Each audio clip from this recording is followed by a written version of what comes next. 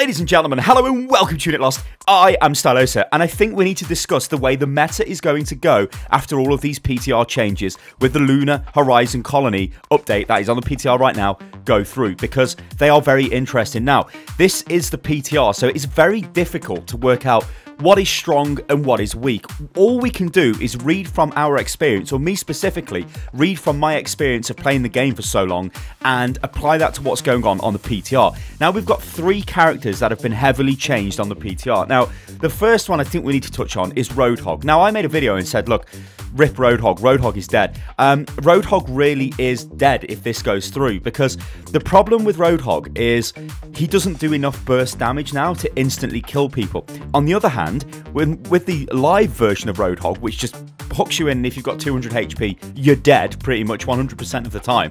And even if you're a tank, he hooks you in and does so much damage to you, it's unbelievable, and you basically die to follow-up damage almost immediately. But before we get into today's video, guys, check this out. These are the limited edition Unit Lost Rank Doesn't Matter t-shirts. The store is open now. There is a link in the description below which goes to the store, and there is also a link in the description which goes to a competition which you can win a shopping spree on the store. These t-shirts are awesome, guys. You've got to love it.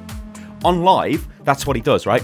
But it's frustrating, isn't it? When you get hooked, you know you're dead. Like, if I'm playing any of my DPS heroes, I'm hooked, I'm dead. It's like, oh, great. And I'll see the kill cam, and the hook's nowhere near me, and it's highly frustrating. Now, you have to remember Blizzard. They want it to feel great for the player being killed and great for the player doing the killing. Now, it's never going to feel great for the player being killed, but what they've got to do is avoid this sort of feeling of being robbed, right? Oh, wow, that was so stupid. I can't believe it. Now, they've looked at Roadhog quite a lot. He is one of the characters in the game that has received probably the most updates in terms of technical updates, completely redesigning the way his abilities work, completely redesigning the way the hook works numerous times, loads of different changes to Roadhog to bring him to this point we've got on the PTR, which is this. So they've reduced his hitbox box.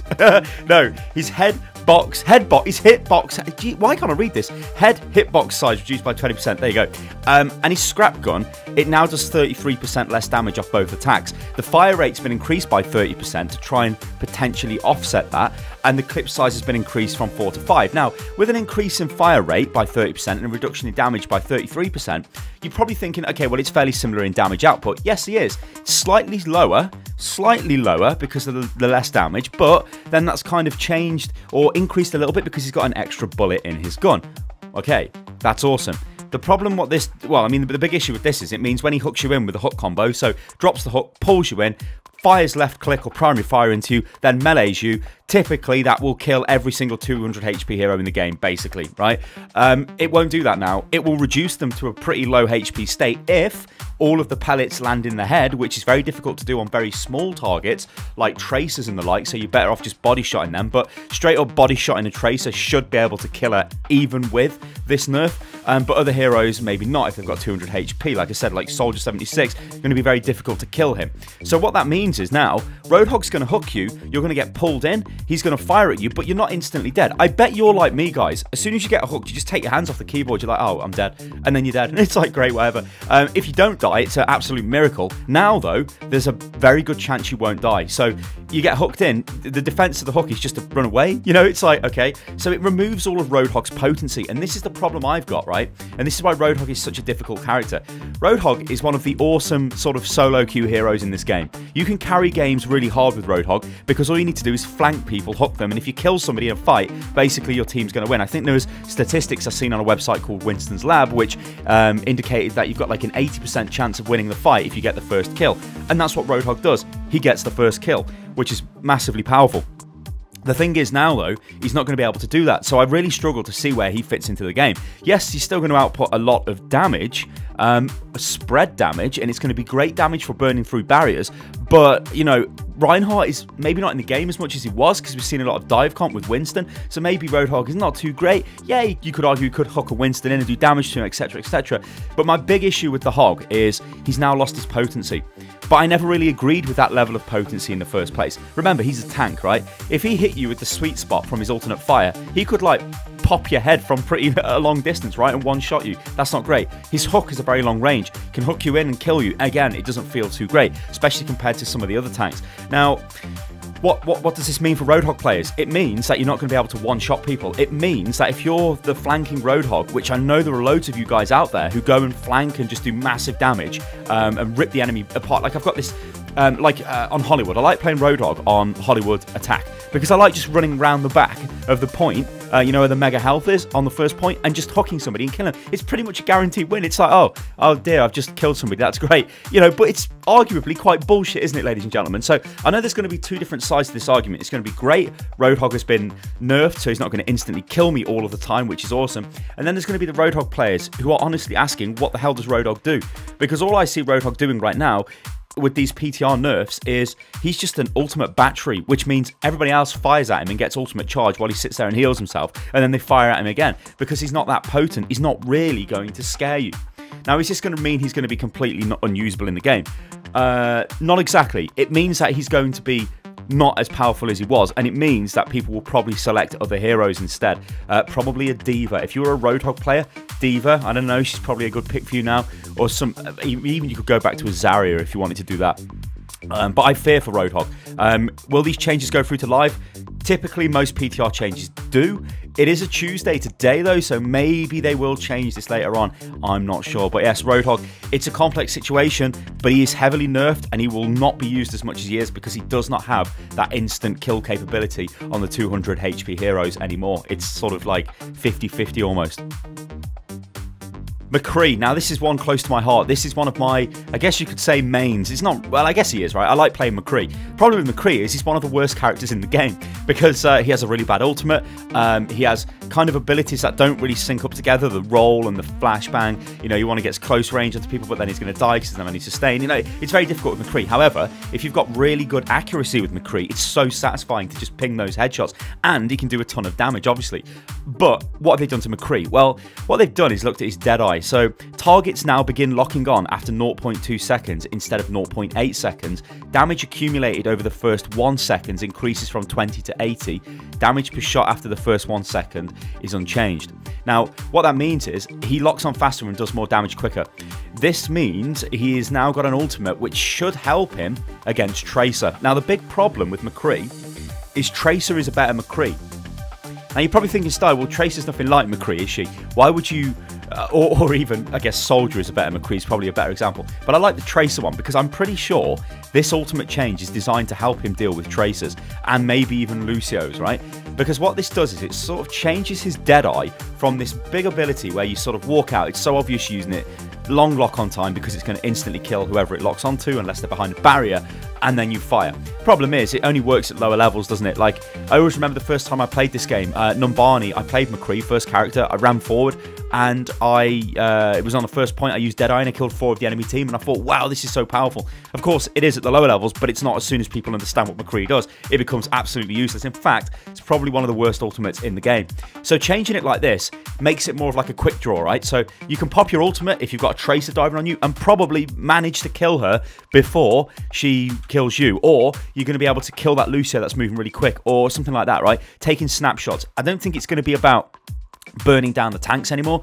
This is definitely something for killing high mobility heroes or other 200 or possibly 250 HP heroes that are caught out in the open, and you can maybe get a cheeky shot off at them. So it is a buff to McCree, right? This makes his ultimate better. But the big issue I've got with McCree is Tracer and Soldier are just better than McCree in every single way. Like McCree, yes, he's supposed to be the 1v1 duelist, and he is to a point, but a Tracer can definitely beat a McCree in 1v1. Two equal level players, Tracer and McCree, going against each other.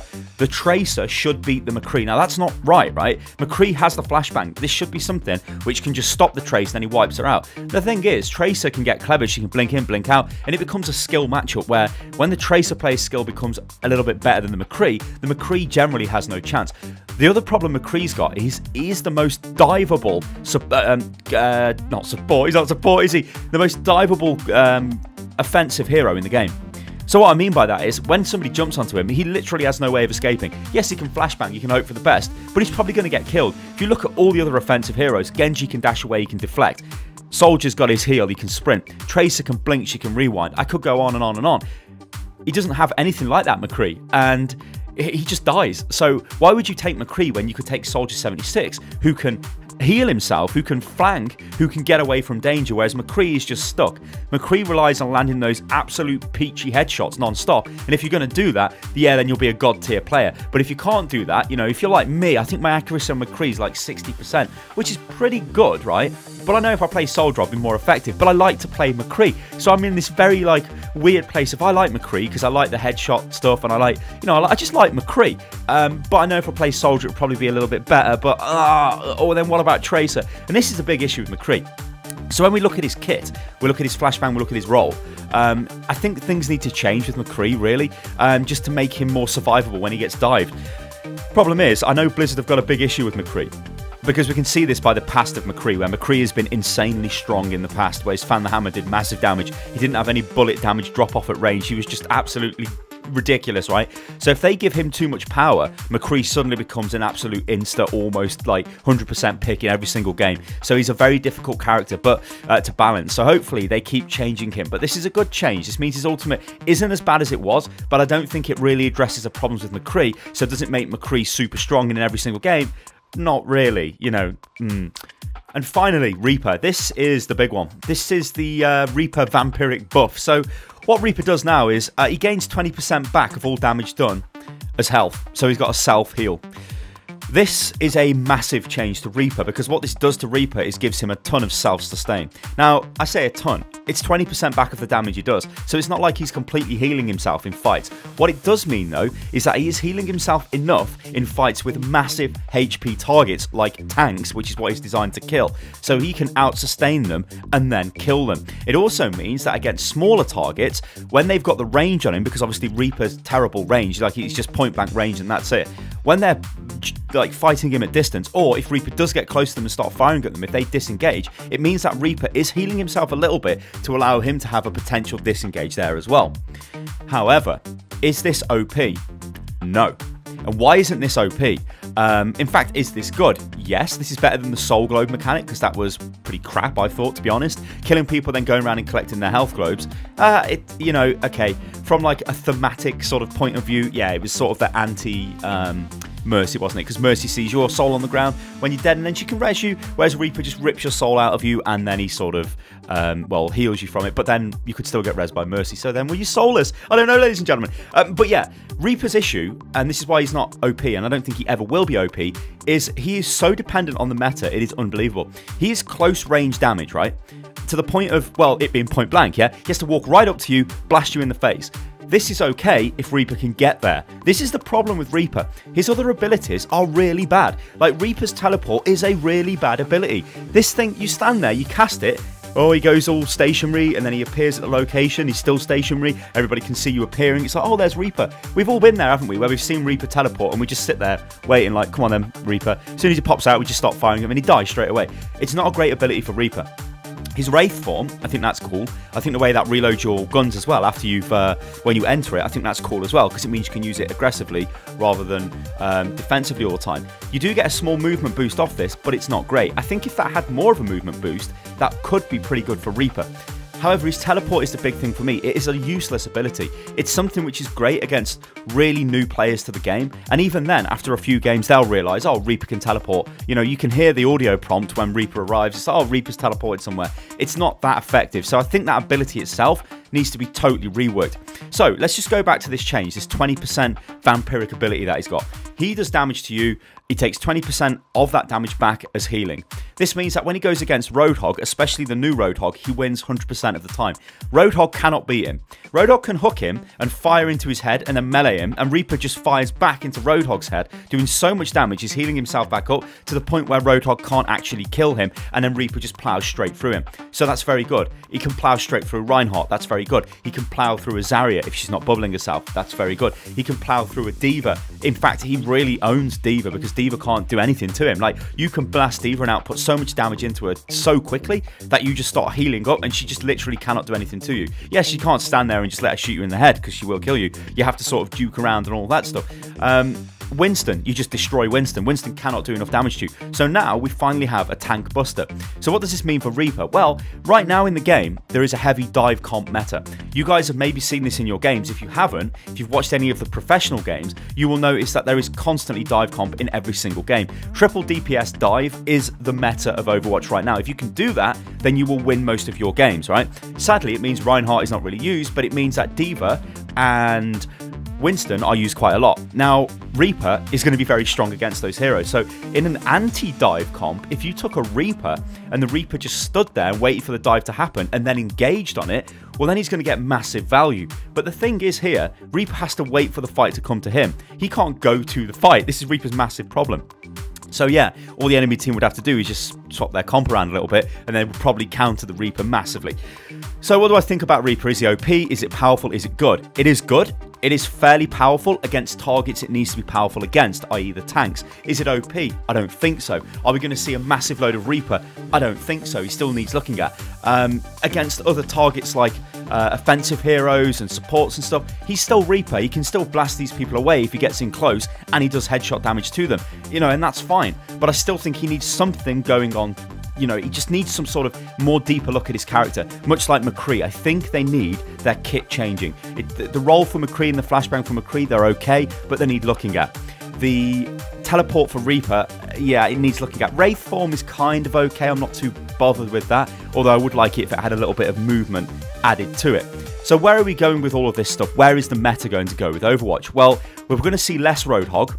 I can pretty much guarantee that. We'll see less Roadhog, because Roadhog cannot do what he can do right now, which is one-shot people. Both arguments for this are, well, it's a bit bullshit that a tank can just one-shot you, which is stupid, and then the other argument is, well, I'm a Roadhog main. McCree, are we going to see more McCree? Well, no, probably not really. We're going to see McCree how he kind of is now. If you like playing McCree and you've got the accuracy to back it up, you can probably take McCree. I like playing McCree, so to me this is cool. This means you can lock on faster and that's great. There is also one little minor thing as well with McCree.